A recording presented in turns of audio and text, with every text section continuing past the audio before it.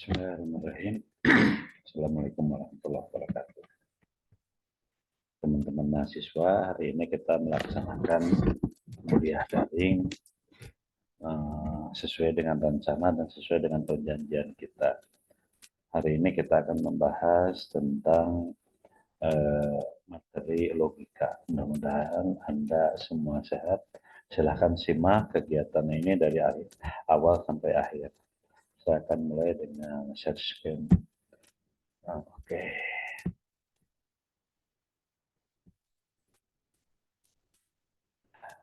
Baik. Materi yang akan kita bahas hari ini adalah berkaitan dengan converse, inverse, dan kontraposisi. Jadi dalam logika ada sebuah konsep yang berkaitan dengan converse, inverse, dan kontraposisi. Nah, pada prinsipnya konsep tersebut akan terjadi jika pernyataan yang kita lakukan atau pernyataan yang kita buat adalah pernyataan majemuk. Jadi misalkan dari suatu implikasi jika P maka Q dapat dibentuk menjadi dibentuk pernyataan majemuk tadi menjadi yang pertama.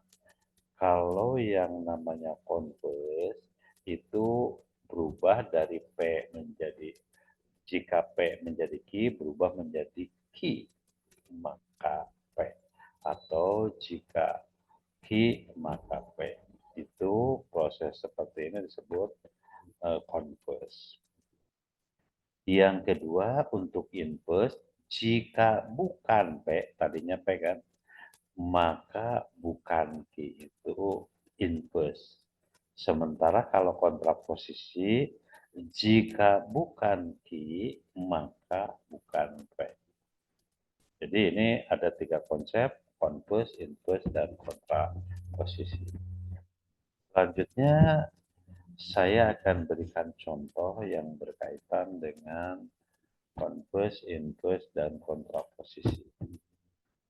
Misalkan ada pernyataan atau ada tugas, buatlah converse, inverse, dan kontraposisi, dan ingkaran dari implikasi berikut.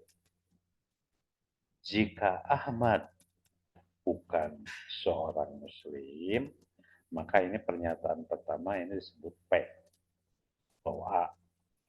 Maka ia tidak salah. Nah, pernyataan ini adalah pernyataan logis yang kausalitas. Kita bisa melihat jawaban awalnya adalah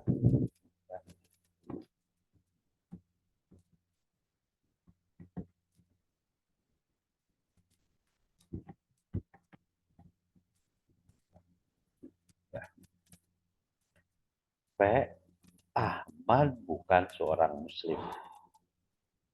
Negasi kiai, ia tidak salat.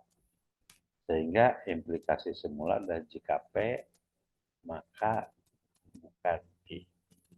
Kalau kita rubah menjadi converse, bukan Q, maka P. Jika ia tidak sholat, maka Ahmad bukan seorang muslim. Nah, itu untuk converse-nya. Nah, kemudian inverse-nya, kita akan melihat P semula adalah pernyataan biasa dan Q adalah sebuah inverse.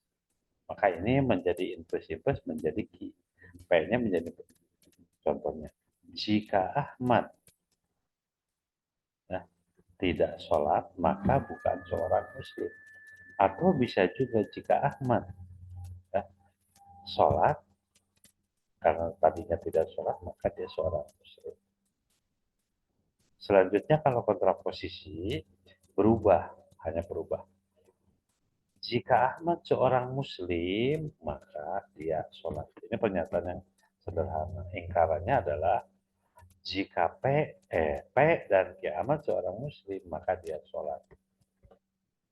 Jadi jika P maka Ki kontraposisinya menjadi Ki maka P. Hari ini kita kuliah, Pak. Ki-nya mengerjakan tugas. Maka saya mengerjakan tugas. Jika saya mengerjakan tugas, maka saya kuliah, Pak. Jika saya tidak mengerjakan tugas, maka saya tidak kuliah. Itu konsep-konsep yang sangat logis dalam sebuah penarikan kesimpulan. Nah, kemudian dalam proses pengambilan kesimpulan kita memiliki beberapa konsep. Yang pertama ada yang menyatakan modus ponen. Modus ponen itu pernyataan pertama, jika P maka Q dan bernilai kebenaran benar. Premis kedua, P dan ini masih juga benar, maka kesimpulannya atau konklusinya adalah jika P maka Q benar, P dipastikan Q-nya adalah benar. Karena konsep dari implikasi itu, jika maka akan bernilai benar, kalau pernyataan pertama dengan pernyataan keduanya benar. Kalau pernyataan pertamanya benar, pernyataan keduanya salah, menjadi salah. Itu implikasi. Contoh dalam kehidupan keseharian. Jika tengah malam hujan, maka lapangan basah. Tengah malam hujan. Kesimpulannya, lapangan basah. Proses penarikan yang seperti ini dinamakan proses modus ponen. Oke. Kemudian ada yang namanya modus tolen. Modus tolen itu pernyataan pertama atau presimis pertama. Jika P maka Q dan ini benar, pernyataan keduanya bukan Q, tapi nilai kebenarannya benar. Dipastikan konklusinya atau kesimpulannya bukan P. Ya. Jadi jika P maka Q benar, bukan Q, maka kesimpulannya pasti bukan P. Kita lihat dalam bentuk real. Jika sekarang hujan, maka saya memakai jas hujan. Pernyataan biasa. Saya tidak memakai jas hujan. Maka kesimpulannya sekarang tidak hujan. Jadi kausalitasnya kira-kira begitu. Yang selanjutnya ada yang namanya silogisma. Perbedaan modus ponen, modus tolen dengan silogisma adalah terlibatan dari pernyataan majemuk. Premis untuk modus tolen ada tiga pernyataan.